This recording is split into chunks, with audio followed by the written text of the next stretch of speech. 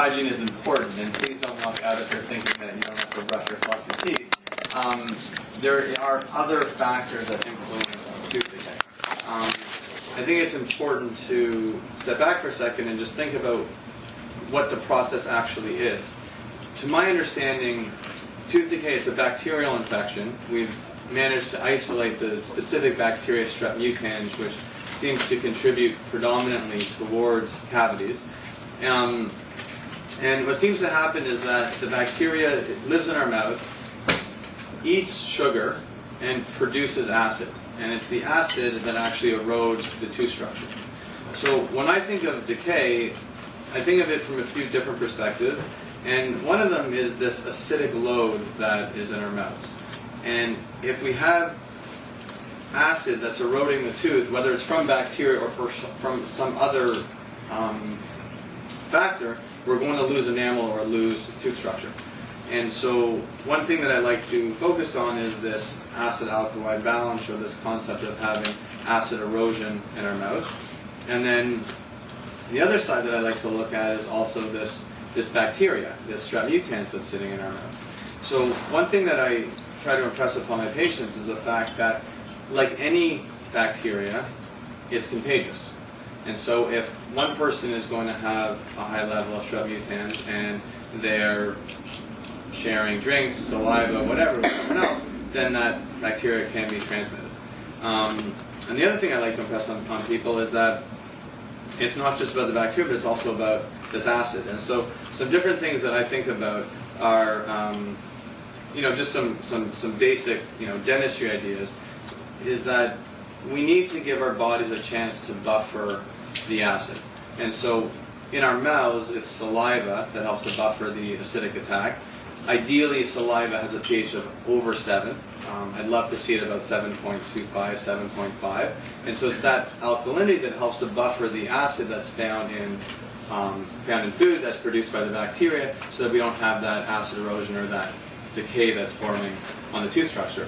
So if we're constantly bringing in acid, if we're constantly eating sugar that's producing acid, then we're never giving our saliva a chance to catch up. We're never giving our saliva a chance to buffer the acidic load that's in our mouths. I have 2 little kids, so the example that always comes to my mind are little kids that kind of have that little snacky cup thing, and they're sitting in the stroller and they're just pulling little Cheerios out of the cup all day long. Well, they're just barraging their teeth with cavity-forming stuff, with this acid, because the bacteria is going to consume the sugar, whether it's a simple sugar or a complex carbohydrate, whatever it is, it's still sugar that the bacteria will eat, and you'll have this acid forming on the teeth, and decay will occur. Another thing that I think about when I think about this is that from a dental perspective, it makes more sense to take your week's worth of sugar and eat it in 1 hour than spread it out over the entire week. If you're drinking coffee and you're sipping a coffee slowly throughout the morning, as opposed to having like a shot of espresso first thing, for the teeth, it's better just to do that quick shot, deal with it, rinse, brush, whatever it is that you're doing afterwards, and then move on, and giving your saliva a chance to... Thank you. Do you have a chair? See? Yeah.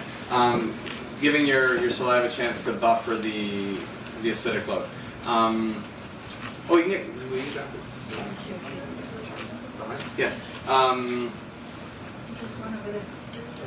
And I think that it's important to carry this idea beyond just the bacterial portion of it, and also think about it from the acidic angle, because a lot of the things that we're doing in our lives, maybe we're avoiding sugar, but we're still dealing with this acid. And something that I see a lot in my practice are patients that are really health conscious, and maybe they do a lot of smoothing or juicing, or maybe they do a lot of lemon water in the morning. All of those things I appreciate will bring extra nutrients into our body. They'll, lemon water in the morning helps to create this alkaline cascade in our body. But on contact on the teeth, it's really acidic. And so one picture that I see often are people that eat well, live well, but do all these smoothing, and then they'll often get almost like these little gray divots in their teeth along the gum line. And it's literally acid that's softening the enamel, and then they're brushing that tooth, or brushing the enamel, and it just wears it away. And the same way that the bacteria will produce acid and erode the tooth structure, any acid will erode tooth structure. Enamel dissolves at a pH of 5.5.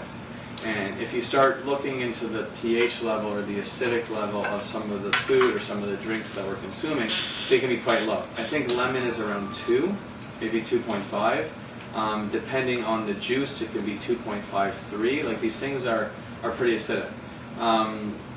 So from a preventative perspective, the different things that I think about, one is I don't really like the idea of brushing my teeth right after a high acidic load. So if I have an orange or a grapefruit or have some lemon water, I'm not going to go brush my teeth right away afterwards, because I'll wear away that enamel. So what I would rather do is wait half an hour, allow some buffering to happen in my mouth, and then brush my teeth. What I might think about doing is increasing that buffering capacity in my body by not just relying on saliva, but maybe adding something.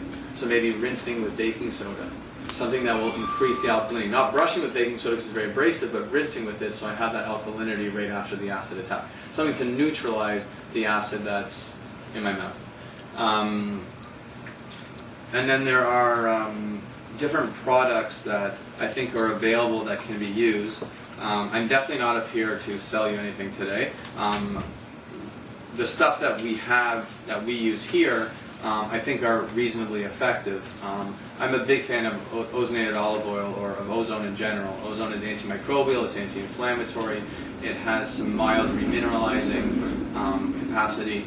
And so the idea for me of brushing with ozone oil or applying ozone oil onto the gums, coating the teeth with ozone oil is an excellent preventative measure to avoid decay. And I really like it because it's not abrasive at all. So that's actually something that I wouldn't be too inhibited about brushing with soon after having an acidic contact or whatnot. Something else that I've done a lot of research on and looked into is iodine. Iodine has been shown to cut the rate of decay by 50% because it's antimicrobial. It kills strep mutans on contact. And so the research that's been done on iodine has shown that if you just, it's actually really interesting, they've gone into low-income settings in different parts of America and in Puerto Rico, Costa Rica, I'm sure other areas as well, and they literally go into schools and they just apply iodine onto kids' teeth every 2 months. Like nothing else, no oral hygiene, nothing else, just like boom, boom, boom, and they've seen a dramatic reduction in decay. It just kills the bacteria. So in my mind, if you can apply the iodine on every 2 months, or if you're more prone to decay, or if there are areas where there is decay developing, then you can apply that more frequently and try to prevent the bacteria from proliferating. I love the idea of actually taking, we have the stuffed cavity guard which has iodine inside of it, of dipping your floss into it, and then you can actually floss interproximally between the teeth where decay tends to occur predominantly. Especially if there's an area where you know there's a small cavity, you can take that stuff and every day just make sure to floss and break the contact and get that iodine in there to help prevent further cavity from forming. Something else that has become more and more popular in dentistry in the last few years is this idea of trying to remineralize teeth. So there are a lot of products that are available on the market now where they take some of the minerals that we find in teeth and some binding agent and put it into toothpaste. And the idea is that if you're brushing your teeth with calcium and phosphorus or hydroxyapatite, which is the foundation of enamel, and then some binding agent like an enzyme like L-arginine or something like that, then you can help to remineralize teeth. There's only one natural remineralizing toothpaste that I'm aware of that's available on the market. It's something called Theodent. It's a very interesting product. It's an enzyme that's been derived from chocolate that's been shown to grow enamel 5 times faster than fluoride. I love the stuff. I think it's great. I think the research is great. It's a good product. It's called Theodent. Where do you buy it? You can get it here. Oh, you have it here? We sell this stuff at cost. I think they have it at the Big Carrot now. Don't know where else in Toronto. Maybe Whole Foods, maybe. There's a little bit of sodium and benzoate in the product. That's the only natural remineralizing product with published research that I'm aware of that's available on the market. How's its abrasivity? Like, is it abrasive? There's a little bit of baking soda in it, but it's very little, and it's like toothpaste. Like it looks like and has the consistency of what's it called? Like of a Crest or Colgate. Like it's not like a typical natural toothpaste where it's like thicker and clayish. This stuff is foamy and thin. And it's like Colgate. So you just use it like a regular toothpaste that you use, right? Yeah, I mean, most toothpaste, when you actually look at the research, they have it with leaving it on the teeth for 30 minutes. Like Sensodyne research, for example, is based on leaving it on the teeth for 30 minutes. So Theoden is also based on that type of research. So I recommend just brushing it, leaving it on for 30 minutes, and going. Like when I brush my kids' teeth, I kind of just brush it on and leave it. The kids' toothpaste tastes like chocolate. So it's really like, They love it. They love it. They love it. about that. Yeah. And I think the adult is mint. It's a mint flavor.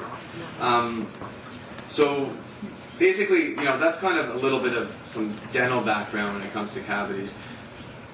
I have many patients that we do all of this stuff and they still have cavities. And the question is why? And so I realized that there's a systemic link to decay. I definitely don't always have the answers, but I find even in general we don't always have the answers. But I think it's important to address some of the systemic factors that can potentially contribute to decay.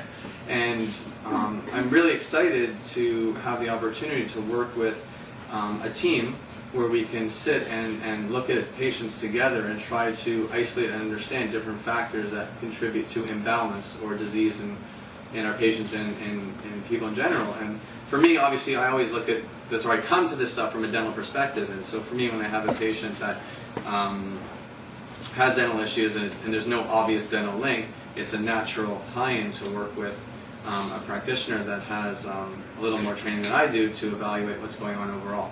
And so I'm going to hand the evening over, I think, to Andrea first to delve into some of those ideas. And yeah, so enjoy. Thank you. And,